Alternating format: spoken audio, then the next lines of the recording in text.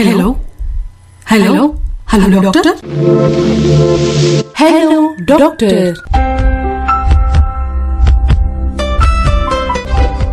உடற்பயிற்சி குறித்து பேராசிரியர் மருத்துவர் எஸ் கந்தசாமி அவர்களோட நம்ம பேச போகிறோம்.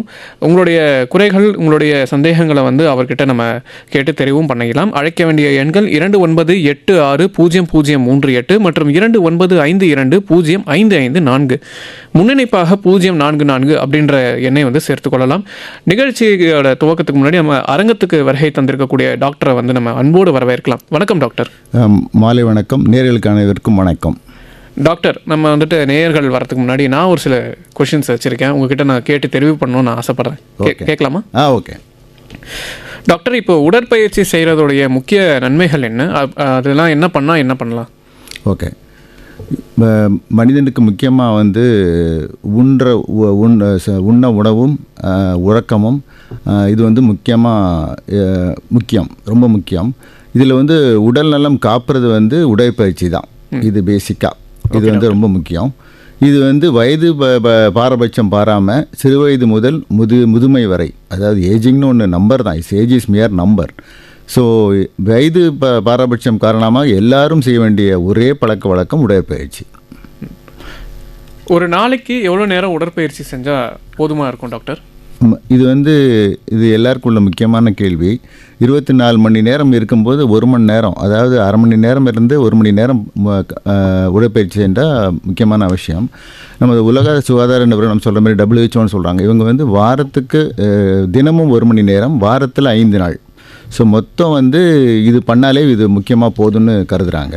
ஸோ 1 மணி நேரம் டெய்லி காலையில் நம்மளால் இது ஒதுக்க முடியும். காலையோ மாலையோ எந்த நேரம் உங்களால் ஒதுக்க முடியுமோ அந்த நேரத்தில் நீங்கள் உடற்பயிற்சி பண்ணாலே முக்கியமான அவசியமாகும்.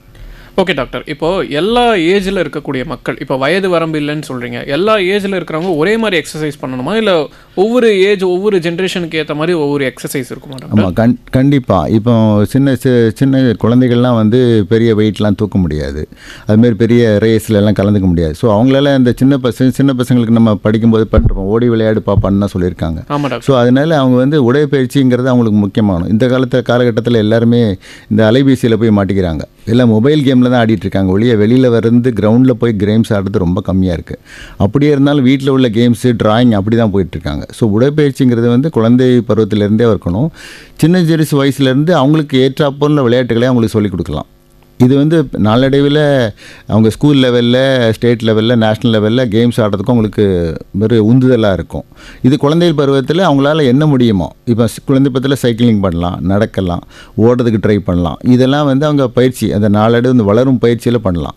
அடல்ட் ஆகும்போது கண்டிப்பாக அவங்களால எந்த காலகட்டத்திலையும் எந்த உடற்பயிற்சியும் செய்ய முடியும். அதாவது ரன்னிங்காக இருக்கலாம், ஸ்விம்மிங்காக இருக்கலாம், சைக்கிளிங்காக இருக்கலாம், எதுனாலும் பண்ணலாம். இது அடல்ட் ஏஜ் குரூப்பில். முதுமைங்கிற போது இது நான் சொன்ன மாதிரி ஏஜ் இஸ் மியர் நம்பர். முதுமைங்கிறது உடல் அளவில் வயதின் காரணமாக நிறைய பருவ மாற்றங்கள் நடைபெறும். இது ஆண்களாகட்டும் பெண்களாகட்டும் இது காமன். ஸோ இவங்களுக்கு என்னென்னா உடற்பயிற்சியில் என்னென்னா முதுமையில் என்னென்னா உடலில் கோர்ஸ்ன்னு சொல்லுவாங்க, நம்ம நடக்கிறது போகிறது. ஸோ எலும்பெல்லாம் ரொம்ப தேய்மானமாயிரும். ஸோ இதை திடப்படுத்துறது அவங்களுக்கு muscle strengthening. So strengthening age ஆகும்போது இது முக்கியமான எக்ஸசைஸாக அவங்க பண்ணி ஆகணும். அதில் யோகா பண்ணால் முதுமையில் பண்ணுறது ரொம்ப அவசியம். ஓகே டாக்டர், நான் ஒரு பர்சனலாக ஒரு கொஷின் வச்சுருக்கேன். நான் தினமும் ஒரு மணி நேரத்துக்கு 7 கிலோமீட்டர் 8 கிலோமீட்டர் நான் வாக்கிங் போகிற ஒரு பழக்கம் எனக்கு இருக்குது. பின்னாடி ஒரு நெடுஞ்சாலை இருக்குது, அதை ஒட்டி தான் நான் போவேன். அப்படி இருக்கும்பொழுது நான் ஒவ்வொரு நாள் போகும்பொழுது கொஞ்சம் கொஞ்சமாக அந்த தூரத்தை நான் கூட்டுறேன். என்னால் நடக்கும்பொழுது பிரச்சனை இல்லாமல் இருக்குது, ஆனால் நான் ஓடணும்னு நினைக்கும் பொழுது எனக்கு ரொம்ப மூச்சு வாங்குது. அதே மாதிரி நான் ஓடுறேன் போது மூச்சுன்னா என்னோட இதய துடிப்பு எனக்கு காதில் கேட்குது, அந்த மாதிரி இருக்குது. அதே மாதிரி நான் ஓடிட்டு நிற்கும்போது பார்த்தீங்கன்னா அப்படியே தலை சுற்றுற மாதிரி ஒரு உணர்வு ஏற்படுது. அது ஏன் டாக்டர்? ஓகே, இதுதான் என்னென்னா இந்த ப்ரிப்பரேஷன். ஏதாவது இப்போ ஒரு காரோ சைக்கிளோ ஸ்டார்ட் பண்ணும்போது முதல்ல எடுத்தோடனே 4th கியரில் போக முடியாது. ஃபஸ்ட் கியர் போட்டு 2nd 3rd போட்டு தான் 4th கியர் போகணும். ஸோ இது ஒரு ப்ரிப்பரேஷன் தேவை. ஸோ இதுக்காக என்னென்னா எந்த உடற்பயிற்சி ஆகட்டும், அதாவது நீங்கள் நடக்கலாம், ஓடலாம், ஸ்விம்மிங், சைக்கிளிங் எதுனாலும் இருந்தாலுமே முதல்ல வார்ம் அப்னு ஒரு முக்கியமான எக்ஸசைஸ் நீங்கள் பண்ணி ஆகணும். அது மினிமம் ஒரு 10 நிமிஷம். அதனால தான் நீங்கள் திடீர்னு ஒரு நடக்க ஆரம்பித்தோடனே திடீர்னு மூச்சு முட்டுறது, தலை சுற்று வரதெல்லாம் காரணம். ஸோ வார்ம் அப்ங்கிறது என்னென்னா உங்களை உடலை உங்களுக்கு எக்ஸசைஸுக்கு உங்கள் உடம்பு தயார் பண்ணிக்கிறது. அதாவது normal heart rate, pulse rate, நம்ம மருத்துவரான சொல்கிறேன், இது 70 to 80 per minute. திடீர்னு நீங்கள் எக்ஸசைஸ் பண்ண ஆரம்பிச்சிட்டிங்கன்னா அதை 100 120க்கு மேலே போயிடும். அது அதிகமாக ஹார்ட் ரேட் போகும். அப்போ தான் உங்களுக்கு இந்த நெஞ்சு படபடப்பு ஸ்வெட்டிங்லாம் வருது. ஸோ இதை வந்து உடம்புல வந்து உங்கள் ஹார்ட்டு உங்கள் நுரையீரல் ரெண்டையும், இருதயமும் நுரையீரலையும் உங்களை எக்ஸசைஸ் லெவலுக்கு கொண்டு வரது தான் அந்த வார்ம் அப்பு. இது பண்ணிவிட்டு நீங்கள் போகிற மாதிரி 1 ஹவரோ ½ அன் ஹவரோ இது பண்ணும்போது அது நல்லாயிருக்கும். நீங்கள் சொன்ன மாதிரி இந்த 7-8 கிலோமீட்டர் மைலேஜ்னு சொல்லுவாங்கள்ல, அந்த டிஸ்டன்ஸ் முக்கியம் இல்லை, நீங்கள் பண்ண வேண்டிய அந்த நேரம் ரொம்ப முக்கியம். அந்த 1 ஹவரில் வந்து 20 நிமிஷம், முதல் 20 நிமிஷம் வார்ம் அப் கண்டிப்பாக பண்ணியாகணும். அதேமாரி நீங்கள் பண்ணி முடித்த உடனே நீங்கள் கேட்கல இருந்தாலும் நான் சொல்கிறேன், கூல் டவுன் சொல்லுவோம், ஸ்ட்ரெச்சிங் சொல்லுவோம், அதை வந்து நீங்கள் முடிக்கும்போது பண்ணியாகணும். ஏன்னா நீங்கள் எக்ஸசைஸ் பண்ணியிருக்கீங்க, உங்கள் மசில் ஆக்டிவாக இருக்கும். அதிலேருந்து திருப்பி நீங்கள் டே டு டே ஆக்டிவிட்டி பண்ணும்போது அதில் எதுவும் இன்ஜுரி வராமல் இருக்கிறதுக்காக ரிலாக்ஸ் பண்ணுறது தான் அந்த ஸ்ட்ரெச்சிங். ஸோ இதுவும் நீங்கள் பண்ணிங்கன்னா உங்களுக்கு இந்த பிரச்சனை வராது சான்ஸ். ஓகே டாக்டர், இப்போது நடைப்பயிற்சி, ஓட்டம், யோகா, ஜிம் இது எல்லாத்துலேயும் கம்பேர் பண்ணும்போது எது ரொம்ப சிறந்தது? ஓகே, இது வந்து நீங்கள் உங்கள் மைண்ட் செட்டு தான். இப்போ எல்லாமே காலகட்டத்தில் இந்த ஊடகம் வாயிலாக யூடியூப் பார்க்குறது, இன்ஸ்டா பார்க்குறது, அதில் பார்த்துட்டு ஜிம்மு நிறைய கமர்ஷியலாக வர்றதை பார்த்துட்டு இதில் போகலாம். எல்லாமே அப்படி தான். அந்த ஜனவரி மாதம் எல்லாத்தையும் பே பண்ணிடுவாங்க, ஃபெப்ரவரி மாதம் எல்லாம் மங்களம் பண்ணிடுவாங்க, அவ்வளோதான், முடிஞ்சு போச்சு. நம்ம இந்த வருஷத்தோட எய்ம் என்னன்னு சொன்னால் அதோட முடிஞ்சு போச்சு. இப்படி இல்லை. இது ஒரு முக்கியமான பயிற்சி. காரணமே நீங்கள் கேட்ட கேள்வியில் கன்சிஸ்டன்சின்னு சொல்லுவாங்க, தொடர்ந்து பண்ணுறது தான். எப்படி நீங்கள் காலையில் எழுந்தோன்னு ப்ரஷ் பண்ணுறது எவ்வளோ உங்களுக்கு மறக்காதோ அதுமாரி இது ஒரு இந்த கடமையாக இருக்கணும். அப்போ தான் வந்து உங்களுக்கு ஆகும். ஸோ இதை வந்து 2 வகையாக பிரிக்கலாம். என்னென்னா ஏரோபிக் அண்ட் அனரோபிக்னு பிரிக்கலாம், எக்ஸசைஸை பிரிக்கலாம். ஸோ இது ஏரோபிக்ங்கிறது நார்மலாக நீங்கள் பண்ணுறது வாக்கிங், சைக்கிளிங், ஸ்விம்மிங், ஜாகிங், இந்த நார்மலாக வர்றது. ஸோ இது பண்ணும்போது என்னென்னா இது உங்களுக்கு கண்டிப்பாக ஆக்சிஜன் தேவை, ஆக்சிஜன் யூட்டிலைஸ் பண்ணணும். நீங்கள் வேகமாக ஓடுறதுனால ஒன்றும் ஃபேட்டு குறையாது. இப்போ எல்லாம் காட்டாது, எல்லாத்தையும் ரொம்ப யோசிங்க. ஃபேட் பர்னிங் சொல்கிறாங்க, எவ்வளோ கேலரி சாப்பிட்றது, எவ்வளோ சாப்பிட்றோம், எவ்வளோ பர்ன் பண்ணுறோம்னு சொல்கிறாங்கல்ல. ஸோ அதில் வந்து ஸ்லோவாக பண்ணாலே உங்களுக்கு ஃபேட் நல்லா பர்ன் ஆகும். ஸோ அந்த மாதிரி ஏரோபிக் பண்ணுறது நல்லது. இந்த அனரோபிக் எக்ஸசைஸ்ன்னு சொல்கிறது வந்து ஹை இன்டென்சிட்டின்னு சொல்லுவாங்க. இந்த ஸ்ப்ரிண்ட் அடிக்கிறது, ஸ்பீடாக ஸ்ப்ரிண்ட் அடிக்கிறது, இல்லை ஒரே 4-5 எக்ஸசைஸ் அடிக்கடி ஃப்ரீக்வெண்ட்டாக நான்ஸ்டாப் பண்ணுறது. இது பண்ணுறதுனால என்னென்னா உங்களுக்கு ஆக்சிஜன் வந்து ரொம்ப யூட்டிலைஸ் ஆயிரும். அதனால இந்த லாக்டிக் அசிடோசின் பில்டப் ஆகி உங்களுக்கு டயர்ட் ஆகும். ஸோ இது எப்படின்னா வாரத்தில் ஒரு டெய்லி பண்ண முடியாது. இந்த அனரோபிக்ங்கிறது வந்து ஹை இன்டென்சிட்டி ட்ரைனிங் வந்து வாரத்தில் ஒரு நாள் பண்ணலாம். இது வந்து முதுமையில் வந்து இது பண்ண தேவையில்லை. இது வந்து யங்ஸ்டர்ஸ் இளவயதில் சின்ன குழந்தையிலேருந்து மீன்ஸ் ஒரு இளவயதிலேருந்து பண்ணுறது வந்து நல்ல எக்ஸசைஸ். ஸோ இதில் வந்து யோகா இது எக்ஸசைஸாக ஜிம்மாங்கும்போது யோகாங்கிறது வந்து தனி மனித கோர் ஒரு கண்ட்ரோல் பண்ணுறது. அதாவது உங்கள் ஹார்ட் ரேட்டை கண்ட்ரோல் பண்ணணும், உங்கள் ப்ரீதிங்கை கண்ட்ரோல் பண்ணணும். முக்கியமான விஷயம் உங்கள் மனநிலையை சரிப்படுத்தும். அது வந்து கண்ட்ரோல் பண்ணுறது யோகா. ஸோ இதுலேயும் அடுத்த லெவல் போனீங்கன்னா அதில் ஆசனாஸ் நிறைய இருக்குது. ஸோ நானும் டெய்லி அதெல்லாம் பண்ணுறேன். ஸோ மனதை உள்ளடக்க வந்து முக்கியமான பயிற்சி யோகா. ஸோ அது ஒரு தனி ட்ராக்கு. ஸோ இது ஒவ்வொன்றையும் தனித்தனியாக பேசலாம். நீங்கள் கேட்ட கேள்வி இதுக்கு ஆன்சர் இருக்கும்னு நினைக்கிறேன்.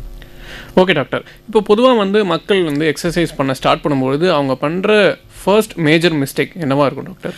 ஆமாம், என்னென்னா நான் சொன்னது தான். இந்த ஊடகங்களை பார்த்துட்டு இந்த கேட்சியாக கமர்ஷியலாக உள்ளதை பார்த்துட்டு ஜாயின் பண்ணிடுறாங்க. ஒரே வருஷத்தில் வெயிட்டில் குறைச்சிடலாம், ஒரே வருஷத்தில் 6 பேக்ஸ்ன்னு சொல்லிட்டு இந்த டார்கெட்டை வச்சு பண்ண முடியாது. உங்களால் லிசன் டு யுவர் பாடின்னு சொல்லுவாங்க. உங்கள் உடம்புக்கு நீங்கள் என்ன பண்ண முடியும் அப்படின்னு யோசிக்கலாம். இப்போ 5 வயசு குறைஞ்ச உசைன் போல்ட் மாதிரி ஓட முடியாது.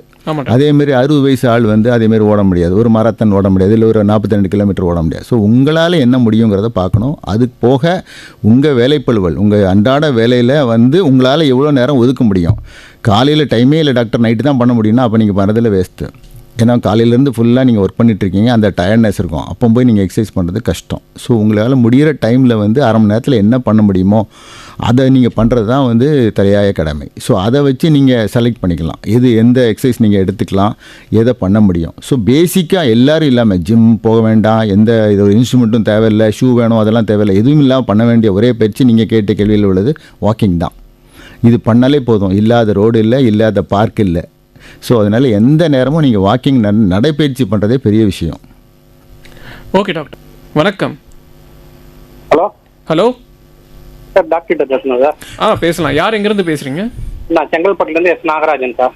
நாகராஜன் சார், ஓகே, நீங்கள் டாக்டர் கிட்ட பேசலாம். வணக்கம் டாக்டர் சார். வணக்கம் சார். வணக்கம் சார், சொல்லுங்கள் சார். வணக்கம் சார். என் பொண்ணுக்கு வந்து 17 வயசு ஆகுது சார். ஓகே. இந்த யூடியூப்பை பார்த்து அந்த சின்ன சின்ன எக்ஸசைஸ், இந்த கால் தூக்குறது, அப்புறம் இதெல்லாம் பண்ணுறதெல்லாம் ஒரு 1/2 hour கிட்ட பண்ணுறாங்க. ஆனா 84 கேஜி எப்ப 6 மாசத்துக்கு முன்னாடி அந்த எக்ஸசைஸ் பண்ணியும் 84 கேஜி தான் இருக்காங்க. இப்பயும் அதே 84 கேஜி தான் இருக்காங்க. சொன்னா கோவப்படுறாங்க. வாக்கிங் போனா ஒரு நாள் 2 நாள் போறாங்க, அதுக்கப்புறம் வாக்கிங் போக மாட்டேன்றாங்க. இந்த எக்ஸசைஸ்லயே மூழ்கிட்டு இருக்காங்க டாக்டர். இதுக்கு ஒரு தீர்வு சொல்லுங்க டாக்டர். ஆமாம் சார், இப்போ வந்து இந்த ஜென்ரேஷன் ஜீன்னு சொல்கிறாங்கல்ல, இந்த பசங்க வந்து நம்ம சொல்கிறத கேட்க மாட்டாங்க ஒன்று. அடுத்தது என்னென்னா, இந்த ஊடகம் வாயில இந்த யூடியூப்பில் வந்து இது ஃபிக்ஸட் ஆகிட்டு, நீங்கள் ரெடிமேடாக ஒரு ஷர்ட்டை போடுற மாதிரி இந்த கதை. ஆமாம், அது உங்களுக்கு ஃபிட்டே ஆகாது. ஸோ அதனால் என்னென்னா, ப்ராப்பராக உடற்பயிற்சியை வந்து நீங்கள் சொன்ன மாதிரி ரொம்ப ஈஸியாக உள்ளது வந்து வாக்கிங். 3 வாரம் தொடர்ந்து நீங்கள் நம்ம சொல்லலை கேட்கல அப்படின்னா, ஸ்கூலில் படிக்கிறாங்களா காலேஜில் படிக்கிறாங்களா? இப்ப காலேஜ் போறாங்க. நான் காலேஜ் போறதுக்குள்ள வெயிட்ட கம்மி பண்ணணும்ன்றாங்க. இல்ல அப்படி வந்து ரொம்ப கட்டாயப்படுத்த முடியாது. முதல்ல மருத்துவ ரீதியா ஏதாவது தொந்தரவு இருக்கான்னு பார்த்துக்கோங்க, செக் பண்ணிக்கோங்க. அது முக்கியமான விஷயம். அப்புறம் வந்து முக்கியமான விஷயம் வந்து இது 80 கேஜிங்கிறது வந்து உண்மையிலே ஜாஸ்தி தான். அதனால முதல்ல உணவு பழக்கம் கட்டுப்பாடாக இருக்கான்னு சொல்லிடுங்க. அது ஒன்று. ஆமாம், உணவுலாம் கம்மியாக தான் சார் சாப்பிட்றாங்க, ஆனாலும் வெயிட் கம்மியாகல. ஆமாம், இல்லை இப்போ என்னென்னா, நீங்கள் இது வரைக்கும் சாப்பிட்டது தான் குறைக்க போகிறீங்க, அதுதான் முதல்ல ஒன்று. ஸோ அதனால் இனிமேல் வந்து கட்டுப்பாடாக இருக்கட்டும் ஒன்று. அடுத்தது வந்து வெயிட் குறைக்கணுங்கிறது வந்து முதல்ல சிம்பிள் எக்ஸசைஸ் யூடியூப்பில் உள்ளதெல்லாம் வந்து எதுனாலும் பண்ணலாம். பட் அது என்னென்னா, முதல்ல ஏரோபிக்னு சொல்லுவாங்கள்ல, அந்த எக்ஸசைஸ் வந்து வாக்கிங் தான் மெயின் பெஸ்ட்டு. ஸோ அதனால் அவங்களால எவ்வளோ நடக்கும், இந்த வயசில் நடக்க முடியலன்னு சொல்லவே முடியாது. சோம்பேறித்தனம் இருக்கும். பட் அதெல்லாம் தவிர்த்துட்டு முதல்ல வாக்கிங் போக சொல்லுங்கள். முதல்ல மினிமம் 1/2 ஹவர்லேருந்து 45 மினிட்ஸ் போனால் போதும். இது டெய்லி அதுக்கு போய் வாக்கிங் போயிட்டு வெயிட் செக் பண்ணி பிரயோஜனம் இல்லை. 3 வாரம் கழித்து பார்த்தீங்கன்னா உங்கள் வெயிட் சைஸ்ன்னு சொல்லுவாங்க, அந்த இடுப்பு அளவு குறையும். அந்த சைஸ் ட்ரெஸ் எல்லாம் லூஸ் ஆகிடும். அது பண்ணாலே புரிஞ்சு போகும் அவங்களுக்கு வெயிட் குறையுதுன்னு ஆரம்பிச்சிடும். அது தெரியணும். அப்புறம் ஒரு நம்பிக்கை வரும். அதுக்கப்புறம் எக்ஸசைஸ் பண்ணலாம் நீங்கள். ஆமாம், அதனால இந்த யூடியூப் இதை கொஞ்சம் தவிர்த்துட்டு நீங்கள் இது பண்ணால் நல்லது. அவ்வளோதான். கண்டிப்பாக சார், ரொம்ப நன்றி சார். நன்றி சார், நன்றி. அடுத்த நேயர் போகலாம். வணக்கம் ரெயின்போ. ஹலோ ஹலோ, வணக்கம். வணக்கம், யாருங்கிறது பேசுறீங்க? அவடியிலிருந்து ராணி பேசுறேன். ஓகே, நீங்க டாக்டர் கிட்ட உங்களுடைய சந்தேகங்களை கேட்கலாம். வணக்கம் டாக்டர். வணக்கம் மேடம். டாக்டர், இந்த ஸ்கேட்டிங் எக்ஸசைஸ் அப்படின்னு சொல்றாங்களா, அது ஸ்கேட்டிங் உண்மையாவே அது எக்ஸசைஸ் தானா டாக்டர்? அது இல்லை, ஸ்கேட்டிங் ஒரு ஸ்போர்ட்டு. நீங்கள் அது வந்து ஆமாம், அது வந்து எக்ஸசைஸ் ஆகாது ஒன்று. அடுத்தது என்னென்னா, அதுக்கு முதல்ல ஸ்கேட்டிங் பண்ணுறதுக்கு உங்களுக்கு பேலன்ஸ் தேவை. உங்கள் ஏஜு, உங்கள் வெயிட்டு எவ்வளோ இருக்குன்னு பார்த்துட்டு அதிலெல்லாம் நீங்கள் ஈடுபடணும். ஏன்னா இதில் என்ன, முதல்ல இதெல்லாம் தெரியாமல் ஜாயின் பண்ணிட்டீங்கன்னா முதல்ல வந்து பண்ண ஆரம்பிச்சிங்க. பழகலாம், தப்பு இல்லை. எந்த வயசுலையும் நீங்கள் எதுனாலும் பண்ணலாம் ஒன்று. இன்னொன்று என்னென்னா, முடியுங்கிற நம்பிக்கை வேணும் ஒன்று. ப்ளஸ் அதில் என்னென்னா, போயிட்டு அதில் போய் அடிபட்டுறக்கூடாது. இதனால் விபத்துக்கள் ஏற்பட்டு அதுலேருந்து கஷ்டம். ஸோ அதனால் இதை நம்பி நீங்கள் ஸ்கேட்டிங்கில் இறங்கக்கூடாது. பட் என்னென்னா, அதில் பேலன்ஸ் இருக்கும். அதில் நீங்கள் ட்ரெயின் ஆகிட்டீங்கன்னா ப்ராப்பர் ட்ரைனிங்கில் வந்து அதை நீங்கள் பண்ணலாம். அது இப்போ ஃபேஷன் மாதிரி அகாடமி நீங்களே சொல்லிட்டீங்கல்ல, நீங்களே சொல்லிட்டீங்க. ஃபேஷனுக்காக எந்த இதுவும் பண்ணீங்கன்னா அது எக்ஸசைஸ் ஆகாது. அது ஞாபகம் வச்சுக்கோங்க. இப்போ நீங்கள் ஸ்கேட்டிங்கில் போனீங்கன்னா நீங்கள் என்ன பண்ணுறீங்கன்னு சொல்லுங்கள். அந்த ஸ்கேட்டிங்கில் என்ன ஆகும், அது பாட்டுக்கு ஒரு இது மேலே ஏறினு வீல் மேலே ஏறினு நீங்கள் போயிட்டுருப்பீங்க, அவ்வளோதான். அதில் உங்கள் உடம்பு என்ன பண்ணுது, உங்கள் ஹார்ட் என்ன பண்ணுது, என்ன உங்களுக்கு ஒரு த்ரில் இருக்கும், அவ்வளோதான். இந்த எக்ஸைட்மெண்ட் சொல்லுவாங்க. இந்த எக்ஸசைஸ் அது இருக்கும், அது ஒன்றும் பிரச்சனை இல்லை. அதுக்கு நீங்கள் கார் ஓட்டுற மாதிரி தான் அது. அது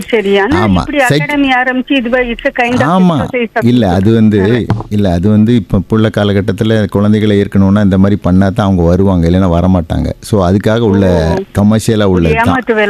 ஏமாத்து வேலைன்னு சொல்ல முடியாதுல்ல. ஏன்னா குழந்தைகளை இப்போ எல்லாமே இந்த தொலைபேசியில் மாட்டிட்டுலாம் முடிச்சுட்டு இருக்காங்க. ஸோ அதனால இந்த மாதிரி ஒவ்வொரு ஸ்போர்ட்டை எக்ஸ்ட்ரா, அதாவது என்ன, நார்மலாக உள்ள எக்ஸசைஸ் போக இதை தனியாக விட்டிங்கன்னா அவங்க ஒரு ஸ்போர்ட்டில் நுழைஞ்சி அதில் சாம்பியன் ஆகிறதுக்கு வழி இருக்குது. பட் இதே எக்ஸசைஸாக இருக்கணும்னா இது கூடாது. அவ்வளோதான். ஓ சரிங்க டாக்டர், ஓகே, நல்லா சொன்னீங்க. தேங்க்யூ.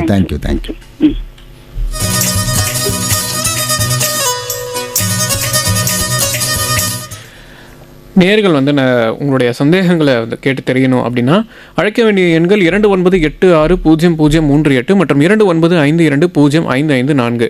முன்னிணைப்பாக 044 அப்படின்ற இணைப்பு எண்ணை வந்து சேர்த்துக்கொள்ளலாம். அடுத்த நேயர்கிட்ட போகலாம். வணக்கம் ரெயின்போ. வணக்கம் சார். வணக்கம், யாருங்கிறது பேசுறீங்க? நான் திருவள்ளூர்ல இருந்து ஜீவராணி பேசுறேன். திருவள்ளூர்ல இருந்து ஜீவராணி. நீங்க உங்களுடைய சந்தேகங்களை மருத்துவர்கிட்ட கேட்டு தெரிஞ்சுக்கலாம். வணக்கம். வணக்கம் மேடம். எங்க வீட்டுல வந்து 3 பேர் ஜிம்முக்கு போறாங்க. அந்த 3 பேரும் 3 விதமான காரணத்துக்காக போறாங்க. சரி. என் பையன் வந்து உடம்ப குறைக்கிறதுக்காக போறான். சரி. என் மச்சின பையன் உடம்ப ஏத்துறதுக்காக போறான். அவன் சரி. ரொம்ப ஒல்லியா இருப்பான். சரி. இப்போ அவன் செய்யறான், ஆனா ஸ்கூல் ஸ்டூடெண்ட் மாதிரி இருப்பான் பாக்கிறதுக்கு. சரி. அப்புறம் என்னோட தம்பி வந்து அவன் ஆனவேகன் போட்டிக்கு போறதுக்காக போனா, ஃபர்ஸ்ட் வந்து முன்னாடி போய் இப்போ செகண்ட் பிளேஸ் வந்தான். சரி. இதுல வந்து இந்த 3 மெத்தடும் வந்து வேற வேறயா? இதோட சாப்பாடு, அதாவது அவங்க ஃபுட் எடுத்துக்கிறாங்க இல்லைங்களா, அதுக்கு வேற எடுத்துக்கணுங்களா?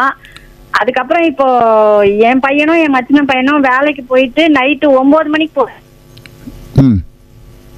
ஸோ அது வந்து அவங்க போறது அந்த டைமுக்கு போறது எனக்கு அது தெரியல.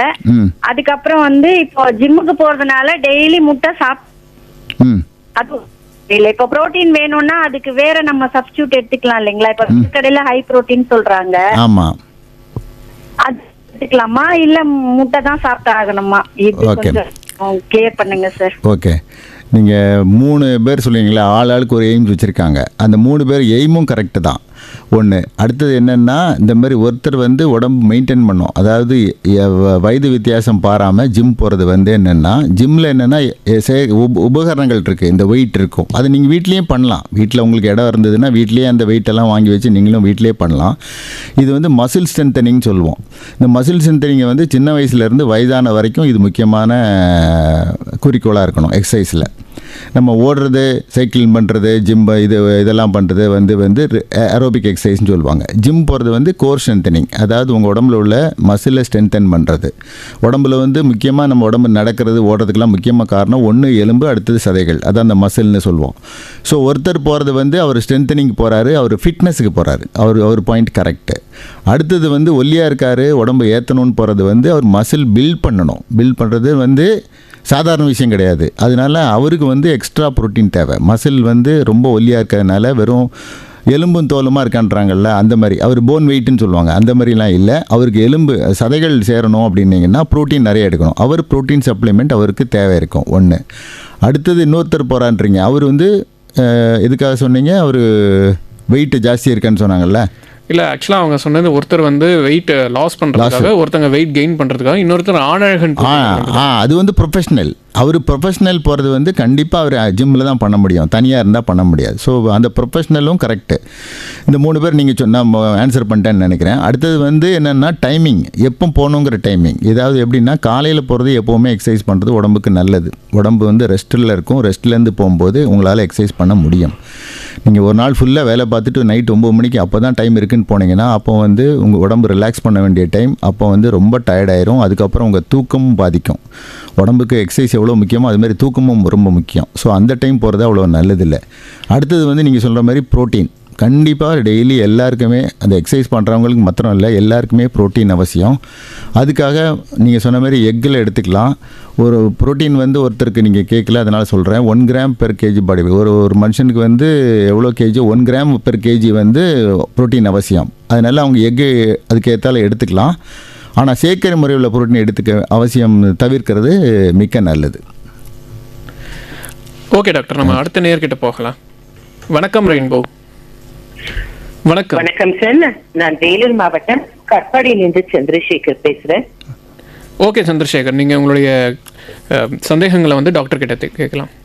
டாக்டர், எனக்கு என்ன டவுட்னா, இந்த இளைய வயதுல இந்த ஒபிசிட்டி அப்படிங்கிற ஒரு விஷயம் வருவதனால உடல்ல ஹார்மோன்கள் மாற்றம் அப்படிங்கறது ஆணா இருக்கட்டும் சரி, பெண்ணா இருக்கட்டும் சரி ஏற்படும் அப்படிங்கிறாங்க. ஒபிசிட்டி ஒரு ஆணோ அல்லது பெண்ணினுடைய உடம்புல எந்த அளவுக்கு அவங்களுடைய அந்த வயதை தள்ளி போடுறதாக இருக்கட்டும் அல்லது அவங்களுடைய பருவங்கள் கரெக்டா வருவதை தடுக்கிற ஒரு மெக்கானிசமா இருக்கு, அதை பத்தியும் சொல்லுங்க. அது ஒண்ணு. ரெண்டாவது, இந்த புரோட்டீனை ஆர்டிபிஷியலாக எடுத்துக்கிறதுனால சில ப்ராப்ளம்ஸ் அப்படிங்கிறது கிட்னியில ஏற்படுவதற்கும் இதர பாதிப்புகள் வருவதற்கும் வாய்ப்பு இருக்கு அப்படின்னு சொல்றாங்க. சோ அது ஆர்டிபிஷியலா எடுத்துக்கிட்டாலும் ஓவர் யூசேஜ் தான் இது மாதிரி ப்ராப்ளம்ஸ் அப்படிங்கறத கொடுக்குமா, அல்லது நம்ம அதுக்கு போகிறதே அது தவறு அப்படிங்கிறது தான் உங்களுடைய ஒரு ஸ்டாண்ட் பாயிண்டா? இதை பத்தி கொஞ்சம் விளக்கமா சொல்லுங்க டாக்டர். ஓகே, நீங்கள் முதல்ல சொன்ன மாதிரி ஒபிசிட்டிங்கிறது இப்போ உள்ள காலகட்டத்தில் முக்கியமான இந்த குழந்தைகள் வந்து வயதானவங்க தான் ஒபிசிட்டின்னு முன்னால் பார்த்துருக்கோம். இப்போ வந்து எல்லா குழந்தைகளுமே இந்த இது பார்த்துருக்கோம். அதனால் இப்போ என்னென்னா, இந்த ஒபிசிட்டினால் நிறைய வியாதிகள் வருது. ஸோ முதல்ல இந்த வெயிட் ஏறதுனால இது பாடி மாஸ் இண்டெக்ஸ் வச்சு இது கால்குலேட் பண்ணுவோம். ஓவர் வெயிட்டாக, நார்மல் வெயிட்டாக, அந்த ரேஞ்சு வந்து இது வந்து முக்கியமாக ஹார்மோனல் காரங்களாக இருக்கலாம், இல்லைன்னா பரம்பரை வழியாக இந்த மாதிரி வெயிட்டாக இருந்தாங்க, இல்லைன்னா வியாதிகள் இருந்ததுன்னா வரலாம். இதில் முக்கியமான பாதிப்பு வந்து சர்க்கரை வியாதியும் இரத்த கொதிப்பும் தான் இதனால் ரொம்ப இள வயதிலேயே வர்றதுக்கு காரணம் முக்கியமானது. அதுக்கப்புறம் ஹார்ட் ப்ராப்ளம், இதனால் பல காரணங்கள் வருது. ஸோ இப்போ உள்ள அந்த சர்க்கரை வியாதி நிறைய இருக்கிறதுனால இதனால் இந்த ஒபிசிட்டியும் சேர்ந்ததுனால இதை டயபிசிட்டி அப்படின்னு சொல்லி புது வியாதியாக மாறுதுன்னு சொல்கிறாங்க.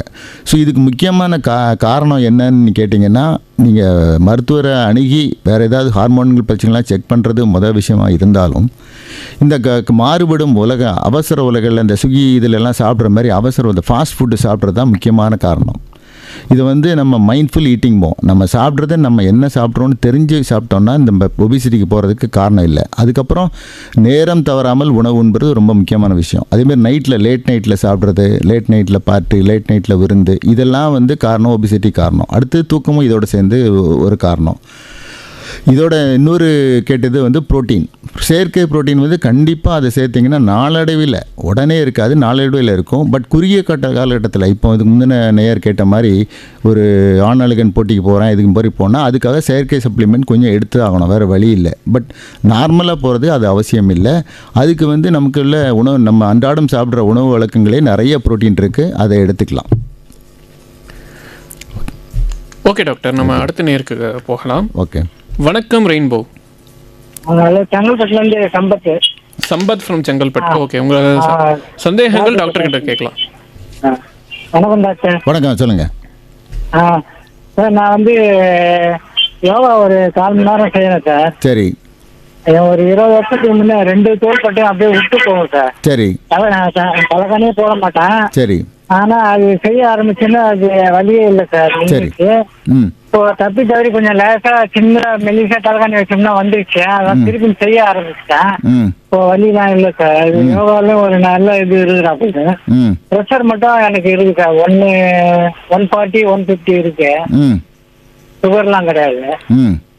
ஆனா வெயிட் வந்து 65லேருந்து 68க்குள்ளதான் சார் இருக்கு. ஒரு 20 வருஷமா அதே மெயின்டைன் பண்ணி சைக்கிள் ஓட்டுவேன் சார். நான் ஓகே ஒரு 82லேருந்து ஓட்டினுக்கிறேன். 2 வீலர் ஓட்டல, சைக்கிள் தான் ஓட்டினுக்கிறேன். வேற எதுனா இது பண்ண மாட்டேன். நான் வந்து இப்போ ரேடியோவில் கேட்டுக்கிறேன் சார். உங்க சந்தேகம் சொல்லலையே. அதான் சார், இது யோகா செஞ்சுனுக்கிறேன், சைக்கிள் ஓட்டுறேன், வேற இதெல்லாம் மாறுவெளிலாம் அதெல்லாம் எதுவுமே இல்லை. ஓகே, நல்லா ஓட்டுறேன். ஒன்றும் இல்லை, நீங்கள் பண்ணுற யோகாவும் எக்ஸசைஸும் தான் உங்களை 20 வருஷமாக காப்பாற்றிருக்கு. இதை அப்படியே கண்டினியூ பண்ணுங்கள். நல்ல விஷயம், நல்ல விஷயம்.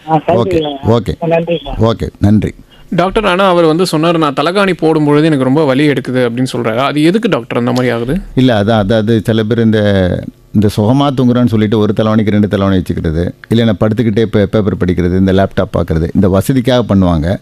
நாளடைவில் முன்னாலெல்லாம் வயசானதான் சர்விக்கல் ஸ்பான்லஸ்ன்னு சொல்லி இந்த கழுத்து எலும்பு தேய்றது வரும். இப்போல்லாம் சின்ன வயசுலேயே வர ஆரம்பிச்சிருச்சு. ஸோ இந்த பாஸ்டர் ரொம்ப இம்பார்ட்டண்ட்டு. அதுக்கப்புறம் நம்ம வேலை பார்க்குறது, சிஸ்டமில் வேலை பார்க்குறது, இதில் எல்லாமே வந்து எப்படி உட்காந்துருக்கோங்கிறதான் போஸ்ட். அந்த பாஸ்டர் மெயின்டைன் பண்ணணும். ஸோ இது மெயின்டைன் பண்ணலன்னா அது வரும். இது என்னென்னா நாளடைவில் ஒர்க்லாம் பண்ணிவிட்டு நைட்டில் படுக்கும்போது தான் அந்த கழுத்து வலி தலைவலிலாம் ஆரம்பிக்கும். அப்போ அந்த சொகுசுக்கு தூங்கணும் சொல்கிறதுக்கு வச்சுருவாங்க, ஆனால் தூங்கும்போது மறந்துடுவாங்க. ஸோ அந்த 2 தலைவணி அப்படியே இருக்கும். ஸோ நல்ல தோள்பட்ட வலி வந்திருக்கும். அவர் சொன்ன முக்கியமான காரணம், அந்த வயது ஆக ஆக அந்த ஃப்ளெக்சிபிலிட்டி குறையும். Okay doctor. ஸோ அந்த ஃப்ளெக்சிபிலிட்டி அவரே சொல்லிட்டார். அந்த யோகா பண்ணுறதுனால அந்த ஃப்ளெக்சிபிலிட்டி இம்ப்ரூவ் ஆயிடுச்சு. அதனால் அவரே அந்த இதை எடுத்துட்டார், அவரே பெரிய டாக்டர் ஆகிட்டார். ஸோ அதனால் அதுதான் மனுஷன் புரிஞ்சுக்கணும். அது இந்த ஃப்ளெக்சிபிலிட்டி இன்க்ரீஸ் பண்ணால் கண்டிப்பாக அந்த வலிகள்லாம் வராது. Okay doctor. இப்போது செர்விக்கல் ஸ்பாண்டிலைசிஸ்ன்னு ஒரு விஷயத்தை நீங்கள் சொன்னீங்க டாக்டர். இதை வந்துட்டு நான் நிறைய கேட்டிருக்கேன். ஏன்னா எங்கள் குடும்பத்தில் இருக்கக்கூடிய பெண்கள் வந்துட்டு நல்லா வீட்டு வேலை செய்கிறாங்க, பாத்திரம் கழுவுவாங்க, துணி துவைப்பாங்க. அவங்களுக்கு வந்து இந்த மாதிரி ஸ்பாண்டிலைசிஸ் பிரச்சனை வந்தது. குறிப்பாக என்னோடய அம்மாவுக்கும் சேர்ந்து தான். அவங்களுக்கு இந்த மாதிரி ஸ்பாண்டிலைசிஸ் பிரச்சனை வரும்பொழுது இந்த மாதிரி உடற்பயிற்சி பண்ணுறாங்க இல்லையா, என்ன மாதிரி உடற்பயிற்சி பண்ணால் நல்லாயிருக்கும் வலி ஏற்படாமல் இருக்கிறதுக்கு? இல்லை, யூஸ்வலாக என்னென்னா அவங்க வெயிட்டு தூக்குறதா மெயினாக காணும். இப்போ பெண்களுக்கு பார்த்திங்கன்னா அவங்க எல்லா வேலையும் அஷ்டாவதானி சொல்லுவாங்க, எல்லா வேலையும் பார்ப்பாங்க. ஆமாம், தண்ணி உடம்பு தூக்குறதுலேருந்து கிரைண்டர் பூத்கல்ல தூக்குறதுலேருந்து எல்லா வெயிட்டும் தூக்கும். அதனால் எந்த இடத்துல பிடிக்குதுன்னு அவங்களுக்கு தெரியாது. பட் நாளடைவில் இது 3 மாதம் 4 மாதத்தில் சொல்ல மாட்டாங்க. 2-3 வருஷம் கழித்து திடீர்னு சொல்லுவாங்க, ஒரு நாள் கழுத்து ரொம்ப வலிக்குதுமாங்க. அப்போ எக்ஸ்ரே எடுத்து பார்த்தீங்கன்னா கண்டிப்பாக அந்த ஸ்பான்லோசிஸ் இருக்கும். ஸோ அதனால் முதல்ல அவங்க அப்புறம் யூசேஜ் இந்த ரைட் ஹேண்ட் நிறைய யூஸ் பண்ணுறது. அப்படி பார்த்தீங்கன்னா வலது கை வலிப்பாங்க. இடது கைன்னா ஆட்டோமேட்டிக்காக எல்லாருக்கும் பயம் வந்துடும், ஹார்ட் சைடு ப்ராப்ளம் இருக்குமா அப்படின்னு பயம் வந்துடும். ஆமாம் டாக்டர். ஆமாம். ஸோ அதனால் இது அது முதல்ல ரூல் அவுட் பண்ணிடணும். அதுக்கப்புறம் கண்டிப்பாக ரொம்ப ப்ராப்ளம் இருந்தால் எக்ஸ்ரே அண்ட் மருத்துவர் அணுகி அந்த சோதனைகள்லாம் பண்ணிக்கணும் முதல்ல. ஓகே. அதுக்கப்புறம் யூஸ்வலாக என்னென்னா அவர் சொன்ன யோகா ரொம்ப ரிலாக்ஸ்டாக பண்ணுறது, ஃப்ளெக்சிபிலிட்டி இன்க்ரீஸ் பண்ணுறது பேசிக்காக பெஸ்ட்டு. Okay doctor. அதுக்குள்ளே இந்த ஸ்ட்ரெச்சிங் மற்ற எக்ஸசைஸ்லாம் பண்ணிங்கன்னா பண்ணலாம். பண்ணும்போது வலி ஏதாவது வந்தால் அதை குறைச்சிக்கணும், இல்லை நிப்பாட்டிடணும். Okay doctor. இப்போது அடுத்த கேள்வி நான் கொஞ்சம் கொண்டு வந்திருக்கேன். அதாவது கர்ப்பிணி பெண்கள் இருக்காங்க, கருத்தரித்த பெண்கள், அவங்க எந்த மாதிரியான உடற்பயிற்சி மேற்கொண்டால் நல்லாயிருக்கும் டாக்டர்? ஓகே. இல்லை, அது அவங்களுக்கு யூஸ்வலாக மகப்பேறு மருத்துவர் அன்றைக்கி அவங்க எந்த காலகட்டத்தில் இருக்காங்க, அதாவது முதல் 3 மாதமா 2வது 3 மாதமா இல்லை டுவர்ட்ஸ் டெலிவரி டைமா, அந்த டைமில் இருக்காங்களான்னு பார்த்து மகப்பேறு மருத்துவம் அணுகி அவங்க அந்த எக்ஸசைஸை கேட்டுக்கலாம். ஒன்று, பொதுவாக வாக்கிங் போகிறது நல்லது. ஏன்னா இந்த பிரசவ காலத்தில் கொஞ்சம் எல்லோரும் weight tendency to put on weight சொல்லுவாங்க. இந்த வெயிட் போட ஆரம்பிப்பாங்க. நல்லா சாப்பிட்றது, குழந்தைக்காக சாப்பிட்றது, எல்லாம் சாப்பிட்றது, அவங்க சாப்பிட்றது எல்லாமே. ஸோ அதில் வாக்கிங் தான் மினிமலாக பேசிக்கலாக பெஸ்ட்டு. மற்ற ஆசனாலாம் மருத்துவ மகப்பேறு மருத்துவரை அணுகி கேட்டுட்டு அவங்களுக்கு அந்த டெலிவரிக்கு ஈஸி டெலிவரி, நார்மல் டெலிவரி, பிரசவம் அந்த மாதிரி உள்ளதுக்கெல்லாம் அவங்கள அனுப்பி கேட்டுட்டு பண்ணுறது ரொம்ப நல்லது. Okay doctor. அடுத்த கேள்வி இப்போ உடல் வலி இருக்கும் பொழுது இந்த எக்ஸசைஸை கண்டினியூ பண்ண நல்லா இருக்குமா, இல்லை உடல் வலி இருந்தாலும் பரவாயில்ல நம்ம எக்ஸசைஸ் பண்ணிவிட்டு எக்ஸசைஸ் முடிச்சிடலான்னு ஒரு தாட் வருமே, அது மாதிரி பண்ணால் நல்லது டாக்டர்? ஆமாம். இது உடல் வலின்னு சொல்லும்போது முதல்ல வலின்னு சொல்லும்போதே உடம்பு உங்களுக்கு ஒரு அலாரம் கொடுக்குதுன்னு அர்த்தம். அதாவது நீங்கள் ஏதோ ஸ்ட்ரெயின் பண்ணிட்டீங்க, அதனால் வலி வருது. இதை திருப்பி பண்ணிங்கன்னா அந்த அக்யூட் இன்ஜுரின்னு சொல்லுவாங்க. 2-3 நாளில் உள்ள வலி கிரானிக் வலின்னு சொல்லுவாங்க. அது 2-3 வாரமாயிரும். ஸோ நீங்கள் ஃபஸ்ட்டு என்னென்னா லிசன் டு யுவர் பாடி. வலி வந்துடுச்சுன்னா முதல்ல ரெஸ்ட்டு தேவை. அந்த உடம்பு இப்போ கையில் வலிக்குதுன்னா கைக்கு ரெஸ்ட்டு கொடுக்கணும். நீ அதை விட்டு திருப்பியும் அதிலே ஜிம்மில் போய் வெயிட்டு தூக்கிட்டே இருந்தீங்கன்னா அது இன்ஜுரி ஆயிரும். போன் வலியாக இருக்கலாம், அது மசில் இன்ஜுரியும் சேர்ந்து ஆயிடுச்சுன்னா அது ரெக்கவரி ஆகிறதுக்கு 3 வாரம் 4 வாரம் ஆகும். ஸோ வலின்னு வந்துச்சுன்னா நோ பெயின் நோ கெயின் சொல்லுவாங்கள்ல, அந்த மாதிரி போகவே கூடாது. You have to take rest and then recovery. இது ஜாஸ்தி ஆச்சுன்னா கண்டிப்பாக மருத்துவர் அணுகி என்ன ப்ராப்ளம்னு கண்டிப்பாக தெரிஞ்சுக்கணும். Okay doctor. இப்போது ரொம்ப நாள் கழித்து திடீர்னு ஞானோதயம் பிறந்து நான் எக்ஸசைஸ் பண்ணுறேன் அப்படின்னு சொல்கிறேன்னு வச்சுக்கோங்களேன், அப்படி பண்ணால் சரியாக இருக்குமா டாக்டர்? இல்லை அம்மா, இது ரொம்ப 2 வருஷமாக பண்ணல, 3 வருஷமாக பண்ணல. இப்போ நிறைய இந்த பழைய கொரோனா பீரியட் வந்த பிறகு நிறைய பேர் அந்த காலகட்டத்தில் யாருமே வெளியே வர முடியல. அப்போ திடீர்னு வெளியில் வரும்போது இந்த கோவிடில் பாதிச்சிருந்தாலும் சரி, வெளியில் வந்திருந்தாலும் சரி, முதல்ல என்ன பண்ணலான்னு ரொம்ப யோசிச்சிருப்பாங்க. திருப்பி நீங்கள் பழைய பண்ண மாதிரி திடீர்னு அந்த ஆவேசமாக சைக்கிளிங்காக ஸ்விம்மிங்காக போகிற தேவையில்லை. பட் எல்லாத்துக்கும் மெயின் ஈஸியாக பண்ண வேண்டியது வாக்கிங் பண்ணலாம், அல்லது மூச்சு பயிற்சி. இந்த யோகாவில் நிறைய சொல்லித்தராங்க, பிராணாயாமா அந்த மாதிரி பண்ணான்னா ஈஸியாக பண்ணலாம். ஸோ ஏதாவது ஒரு ரெக்கவரி ரொம்ப நாள் கழித்து ஆரம்பிச்சிங்கன்னா ஸ்லோவாக ஆரம்பிக்குது, ஸ்லோ ஸ்டார்ட்னு சொல்லுவாங்க. Slow start is always best. So பண்ணலாம். Okay doctor. இப்போ ஆவரேஜாக எவ்வளோ தூரம் வாக்கிங், எவ்வளோ நேரம் வாக்கிங் பண்ணலாம் இப்போ ஸ்டார்ட் பண்ணுறதா இருந்தால்? ஆமாம், இதான் சொன்னேன்ல, உலக சுகாதாரம் சொன்ன மாதிரி ஒரு நாளைக்கு 1 மணி நேரம் வாக்கிங் போதும். ஆமாம். இப்போ அதுவும் கான்செப்ட் கொஞ்சம் கொஞ்சமாக மாறி ஒரு நாளைக்கு 1 மணி நேரம் வாக்கிங் போய் இன்னும் சுகர், இந்த சர்க்கரை வியாதி நோயை கட்டுப்படுத்தோம் அப்படின்னீங்கன்னா உடம்புல நீங்கள் எவ்ரி வேளை காலை மதியம் இரவு 3 வேளை சாப்பிட்ட பிறகு சாப்பிட்டு 1/2 மணி நேரம் கழித்து ஒரு 10 நிமிஷம் வாக்கிங் பண்ணால் போதும். உங்கள் இன்சுலின் உங்கள் சுகர் கண்ட்ரோல் பண்ணும். சாப்பிட்டோம் ஆஃப்டர் ஃபுட்டு ஒரு 10 நிமிஷம் நடந்து போகணுன்றீங்க? ஆமாம், ஆஃப்டர் ஃபுட்டுன்னா 1/2 hour கழித்து ஒரு 10 நிமிஷம் வாக்கிங் பண்ணாலே போதும். இது என்னென்னா நிறைய பேர் வீட்டில் வேலை செய்கிற பெண்மணிகள் இல்லை ஆஃபீஸில் பிஸியாக இருக்கிறவங்க ஒரு 10 நிமிஷம் கிடைக்காம இருக்கவே இருக்காது. ஸோ பிரேக்ஃபாஸ்ட், லஞ்சு, டின்னருக்கு அப்புறம் 1/2 hour கழித்து ஒரு 10 நிமிஷம் வாக்கிங் பண்ணால் ரொம்ப நல்லது. வீட்டுக்குள்ளேயே பண்ணலாமா இல்லை வீட்டுக்குள்ளேயே பண்ணலாம். இதுக்கெல்லாம் வெளியில் போகணும்னு கட்டாயமே இல்லை. அதான் 10 நிமிஷம் ஸ்லோ வாக்கிங் தான் சொன்னேன், பிரிஸ்க் வாக்கிங் சொல்லலை. பிரிஸ்க் வாக்கிங்னா நீங்கள் ரோட்டில் இறங்கி நடக்கணும், பார்க்குக்கு போகணும், வீட்டிலேயே பண்ணலாம். Okay doctor. இப்போது வெயிட் லாஸ்க்கு எக்ஸசைஸும் போதுமா இல்லை டயட் கண்டிப்பாக தேவைப்படுமா? கண்டிப்பாக, ரெண்டும் சேர்ந்தது தான் காரணம். நீங்கள் எந்த மாதிரி டயட் சொல்லுவீங்க டாக்டர்? இப்போது நான் அதான் சொன்ன மாதிரி என்னென்னா 3 வேளையும் நம்ம சவுத் இந்தியன் டயட்டில் கார்போஹைட்ரேட் ஜாஸ்தி. அதாவது இட்லி, தோசை, ரைஸ் 3 வேளையும் இதை தவிர்க்க முடியவே முடியாது. ஆமாம் டாக்டர். ஆமாம். இது போக நைட்டில் சர்க்கரை வியாதி இருக்கவங்க சப்பாத்தி சாப்பிட்டுக்கிறேன்னு சொல்கிறாங்க. சப்பாத்தியும் கார்போஹைட்ரேட் தான். ஸோ இது இல்லாமல் போனோம் அப்படின்னீங்கன்னா அடுத்தது உடம்புல 3 வேளையும் நான் சொன்ன இது மாதிரி 3 வேளையும் புரோட்டீன் சேரணும். அதாவது காலையில் சாப்பிட்ற சாப்பாட்லேயும் புரோட்டீன் இருக்கணும், மதியமும் இருக்கணும், இரவும் இருக்கணும். ஸோ இந்த கார்போஹைட்ரேட்டும் புரோட்டீனும் சேர்ந்தா தான் அது கண்டிப்பான கட்டாய உணவு. இது போக பழங்கள் சேர்த்துக்கலாம். அது ஃபைபர் கண்டென்ட்டு. Okay doctor. இது வந்து உங்கள் ஜீரண சக்திக்கு உதவும். ஸோ ஒரு கார்போஹைட்ரேட், ஒரு புரோட்டீன், ஒரு ஃபைபர், இது மூணும் உடம்புல சேர்றது வந்து உங்கள் உணவில் சேர்ந்துனா இருந்தால் அது கண்டிப்பாக கட்டாய உணவு. ஸோ இந்த உணவு கட்டுப்பாடு இல்லாமல் நீங்கள் சொல்கிற மாதிரி வெயிட் குறையிறதுக்கு சான்ஸே இல்லை.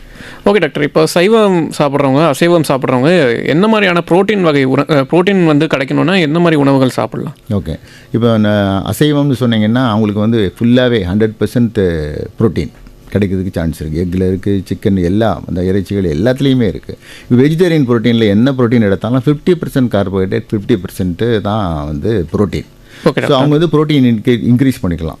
இதுக்காக இவங்க என்ன, சில பேர் வந்து இதோடு சேர்ந்து முட்டைகள் சேர்த்துக்குருவாங்க வெஜிடேரியனில் இருக்கவங்க.